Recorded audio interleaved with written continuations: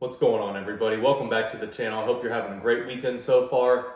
This is another fragrance rotation video, and as you can see, I have a lot of fragrances in front of me because I slowly started realizing that I would never catch up unless I started shooting 2 videos in a row every time I did a video. So that's just how I'm going to do it from now on until I get caught up to the week that we're actually at. So, as always, I'm going to leave the fragrances, the day and the week that I wore them in the description. Obviously, for this week, we're going to have 2 different ones. So we'll get to it, keep it relatively brief because, yeah, a lot of fragrances on the table. First week in October, I believe, but again, description, check the description because that may not be correct. But Sacred Flame on Monday, it's a newer fragrance from the house of Argos. Spices, resins, you got tangerine, peach, clove. For me, it's almost like a little bit of a spiced chai, like orange creamsicle kind of deal. A lot of resins, depth, a slightly creamy gourmand note with the vanilla and tonka bean at the base too. I mean, there's just not enough good things to say about this fragrance. Killer new release from the House of Argos, and it's also perfect for this time of year. And you can see from my fragrance selections, especially with this week, the weather was a little cooler out, which is why you see some of the fragrances that I'm wearing that are a little bit more reserved for cooler weather and fall time, at least for me in my collection. So, Tuesday, Roja Aoud. The original Roja Aoud, they have an amber oud, a sweetie oud, which you see here. A couple different ouds, but this is one of my favorite rose and oud fragrances, and it's one of the best from their house. Definitely a lot different from amber oud. You know, of course, a lot different from sweetie oud as well. Very prominent rose, citrus, and lime note in the top. You got rhubarb, leather, ambergris. Rhubarb plays a beautiful transition in this fragrance. If you love rose and oud fragrances, there's just not enough words I have to describe this one. You just need to try it. I don't know if it would be a safe blind buy for some people, but in terms of rose and oud fragrances, that's about as good as it gets. And there's so many good ones in my collection, but that will always be one of the top ones for a true kind of quintessential Middle Eastern rose and oud fragrance. And just look at the color on that too, guys. I mean, I'm sure you can see it pretty well on camera, but absolutely gorgeous stuff. Now, Interlude 53 from the House of Amouage on Wednesday. You guys already know this is one of my favorite, not just from the House of Amouage, it is also one of my favorite fragrances in my collection overall. It is just a situational fragrance, you know, it's not something that you can wear on every occasion, at least for me. It's something that I save more for dressing up and for cooler weather, and something that you really, really want to project and, you know, just have people smell you, because this is one of the strongest fragrances you can buy. Even at the X-ray concentration, it's still unbelievable projection. Of course, the longevity's there. I mean, you can't scrub this stuff off. This is almost a committed fragrance of 24 to 36 hours, depending on your environment and how much you spray. So, Interlude 53, guys, if you haven't tried it, really good fragrance. So, on Thursday-Xerjoff Ether, again, you guys follow the channel, you already know this is one of my favorite from the entire house. Citrus, pine, woods, little caramel in the base with the oud, little kind of funky, animalic, skanky, but just an unbelievably good oud fragrance. In my opinion, this is the best oud fragrance from the House of Xerjoff, and they have a lot of good ones. An extremely deep house with a lot of offerings, but yeah, for me, the quality and just in terms of how I enjoy fragrances and the type of fragrances I enjoy, man, it really is hard to beat Xerjoff Ether. So Royal Tobacco on Friday. Again, if you guys know and follow the channel, I mean, what's to be said about this? The main complaint with Royal Tobacco is it's just too sweet, too strong. I personally love the overdose of vanilla, licorice, fir balsam, tobacco. There's just so many good and dense ingredients in here. It's a very powerful fragrance, extremely loud, lots of projection, lots of longevity, and, you know, for what you pay for these types of fragrances, I would rather have that and spray less than the opposite, of course. So, one of the best tobacco fragrances, if not the best in my collection. You guys already know I love Triumph of Bacchus from Argos, Tobacco Sapphire, Boundless from Amouage is another good one. I mean, there's just so many good ones. So, Royal Tobacco, again, if you're a fan of tobacco fragrances, you got to check that one out. So on Saturday, Boadicea the Victorious Alkout. Now, Alkout, even though I'm not a huge fan of fragrances with a lot of maltol, or at least maltol where it's a very present note, like Baccarat Rouge 540, Greenwich Village and Tribeca from Bond Number 9. There are a lot of fragrances that have maltol. Some use them better than others. And I think for me, Alkout is the best example of how to use maltol without it being overdosed. Lots of Middle Eastern spices. There's oud in here, suede. I think it's got lavender and coriander. I mean, you just look at the ingredients on Alkout, and it has just an extremely long list of expensive ingredients in there. Definitely one of my favorites from the house of Boadicea, and it's very unique as well. So on Sunday, we got Andy Warhol Silver Factory from Bond Number 9. Not a lot to say about this. It's been discontinued, repackaged as Bond Number 9 Silver, which the fragrance is actually the same because, of course, Bond Number 9, knows how to make that formula. They just couldn't use Andy Warhol name, image, and likeness, so the bottle's different. But now even that is discontinued, so if you can find them, they're very expensive. More of a collector's item for me, but it's a full bottle, so I still wear it. And the best way I can describe this fragrance is sweet incense and woods, strong incense. So if you like those types of fragrances, this is honestly one of the best examples of that. And it's interesting how this kind of transitioned into Bond Number 9's work for the Dubai series, using the type of incense and sweet woods that they did in Silver Factory with some of their releases in the Dubai series. So very cool to see that. So that ends the first week.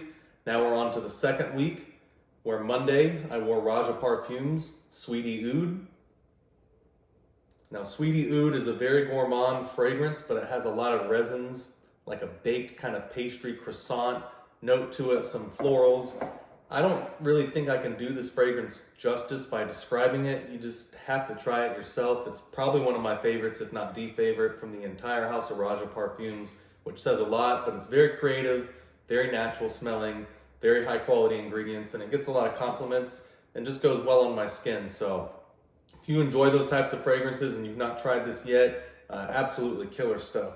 One of my buddies actually, who came over to my house, who's interested in perfumes, we went through every single fragrance in my collection. This was a while ago, so I have some new stuff since then, but of everything in my entire collection, he bought bottles of Bond Number 9 Wall Street and Roja Parfums Sweetie Oud first of all the fragrances in my collection. So that should let you know there's somebody with an unbiased opinion who really likes fragrances but didn't quite know a lot about the niche type of fragrance world and some of these brands. That says a lot that he chose those two and just chose them based off how much he liked the smell and what he thought the quality was. So, Unique and Luxury on Tuesday, Mashumaro.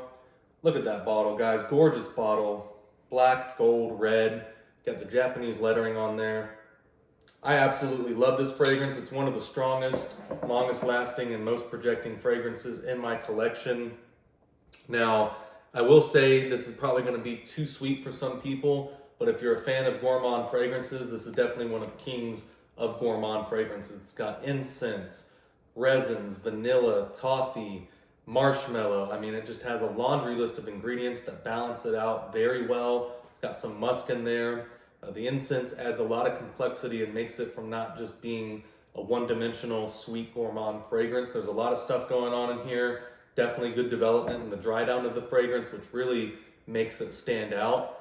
So just killer stuff from the House of Unique Luxury. In my opinion, one of the best houses in terms of what you get for what you pay, especially when you're talking about retail pricing. Everything's done at, I believe, 35% oil concentration, extrait perfume concentration. Just incredible stuff. It really is. They do a great job of packaging, presenting, and just overall doing a great job of creating unique fragrances. So on Wednesday, we got Argos Fall of Phaeton. Beautiful stuff. You guys already know I love this fragrance. This was actually my number one from the House of Argos in terms of my personal favorites. Just edging out, Triumph of Bacchus and Neiman Lion, Danae.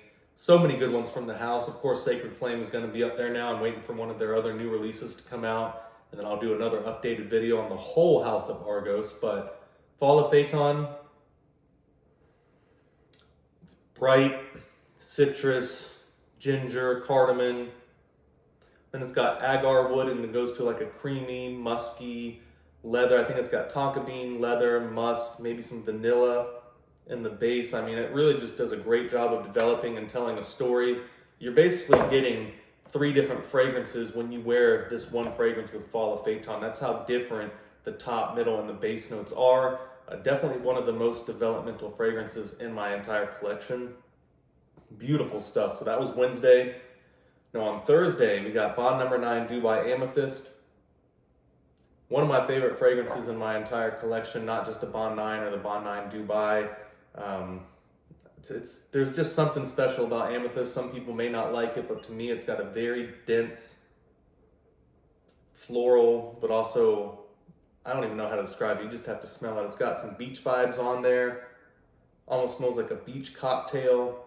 Not really marine. It's definitely not a marine or a blue fragrance, but there's just something slightly tropical about it, which surprised me because when I read the notes at first, it seemed to me as much more of like a wintertime, cooler weather fragrance.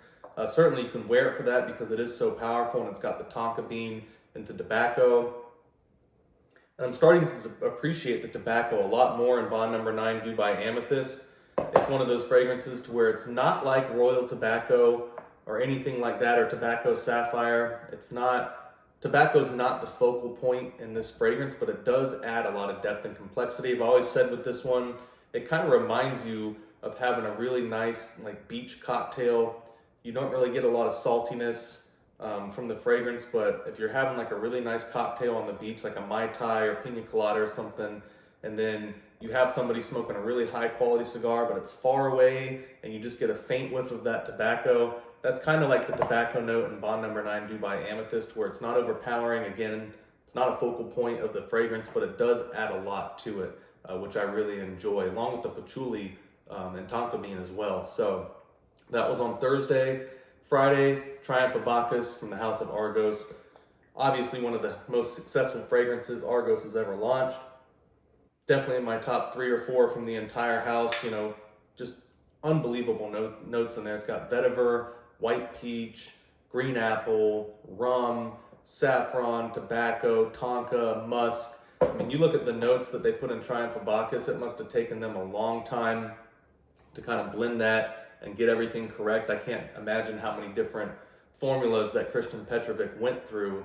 And sometimes you add too much and then you kind of have to go back to like the base of what you really wanted to start creating the fragrance for. And Triumph of Bacchus is that. It is one of those fragrances that is very developmental. You know, the tobacco note, you do get a little bit of it when you first spray it on and you do smell it out of the bottle, but it's not overpowering. But what I find I like most about Triumph of Bacchus is on the dry down about 5 to 6 hours later, that tobacco really starts to come to the forefront and becomes just an absolutely beautiful, beautiful tobacco note.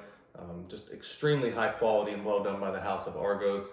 And I know it's a lot of other people's, both men and women's, favorite fragrance from the entire house so far. Now Saturday, Bond Number 9 New Haarlem. Look at that bottle. When I first got it, it was clear, and now it's starting to have like a very slight brownish tint to it, starting to look like the old Haarlem that we knew and loved growing up, or at least anyone who's kind of followed that fragrance. Very, very popular from the house of Bond Number 9. Then it went out of stock for a while, came back. And man, these new batches are just as good, if not better, than the old ones. Again, not surprising with Maurice Roussel behind the fragrance, and also the fact that, you know, this is not really a fragrance that's super difficult to recreate. You know, there's not a lot of batch dependent natural materials in here that you would expect. You know, there's not like a lot of oud and frankincense and all these other things that even if you create the same exact fragrance in the same proportions, if you wait 10, 15 years in between the original release and re-releasing it, you're never going to be able to get the exact same smell from those natural materials. You can replicate it very, very closely, but again, there's always going to be variation with those types of things in terms of frankincense, oud, ambergris, and this really doesn't have any of that in there. It's lavender, woods, vanilla, tonka bean, coffee. So just a great job of Bond Number 9 keeping consistency and bringing this back. Absolutely dynamite stuff, long lasting, gourmand. Not one-dimensional because it does dry down to become a little bit more woody and lavender heavy, but you still get that coffee, vanilla, and tonka bean kind of throughout the entire, you know, life of the fragrance when it's on your skin. Just absolutely gorgeous stuff, and I can see why so many people from the house or enjoy that from the house of Bond Number 9. So Sunday, kind of controversial fragrance, but Amouage, they just do everything, you know, to my opinion, they do everything to such a high standard. King Blue I wore on Sunday, and I get so many compliments on this. Very sweet, mandarin, blackberry, or blueberry cassis, one of those. It's definitely got that type of fruit in there.